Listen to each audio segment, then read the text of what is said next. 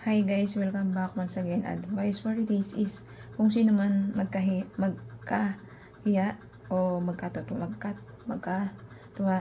o maglubak o manira o hindi kilalanin ang mga salita ng ating Diyos anak na si Jesus Christ, ay hindi rin po tayo kikilalanin ng ating Diyos amang buhay na nasa langit once na ikaw ay mamatay at hindi nagsisi sa mga kasalanan mo at wala kang kinikilalang Diyos anak at lahat ng mga salita ng Diyos anak ay hindi mo sinusunod, nagiging masama ka dito sa ibabaw ng mundo at wala kang kinikilalang Diyos, ay wag ka na po mag-expect.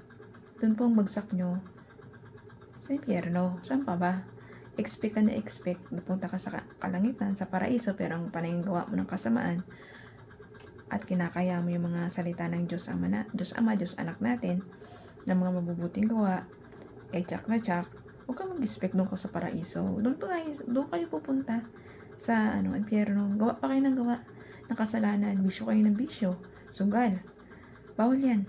Sugal, alak, babae, ano pa, pangangalunya, pagsisinungaling, pagnanakaw, pangangabit nyo dyan, tigil-tigil na po kayo, pambubuli nyo po dyan sa social media, stop na po tayo.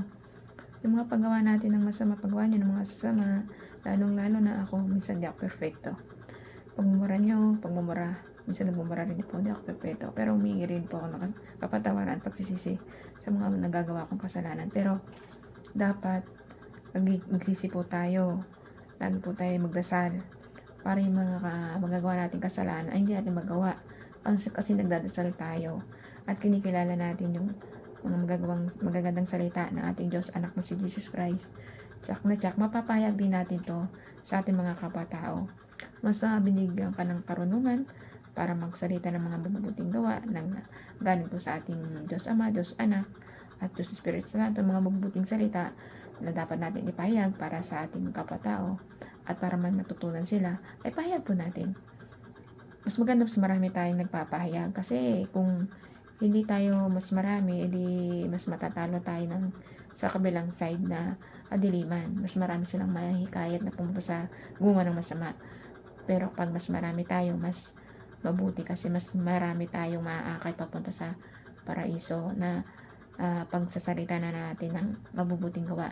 Tulad na lang po ng paggawa natin ng kabutihan sa kapwa-tao natin, iwasan natin, sundin po natin yung 10 utos natin Diyos Ama, yung 10 Commandment, at lagi tayong tumulong sa ating kapwa-tao. Huwag tayong magsalita hindi maganda sa ating kapwa-tao.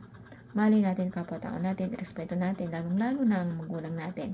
Mahalin natin ang ating magulang, huwag tayong sumagot, respetuhin natin, mahalin natin. Tulad ng pagmamahal natin sa ating Diyos Ama, Diyos Anak, at Diyos Espiritu Santo. Tulad ng pagmamahal mo sa ating mga Diyos, ganun din ipakita natin. Kung mahal mo yung sarili mo, mahalin mo rin yung kapwa-tao mo. Kasi nagre-reflection sa pagmamahal mo sa sarili mo. At kung mahal mo sa sarili mo, di mahal mo rin yung kapwa-tao mo, di ba? Pero lagi po tayong magdasal at kilalanin natin yung ating tatlong Diyos. Diyos Ama, Diyos Anak, at Diyos Espiritu Santo. Kaya hanggang dito na lang po aking advice. Ingat po tayong lahat and God bless.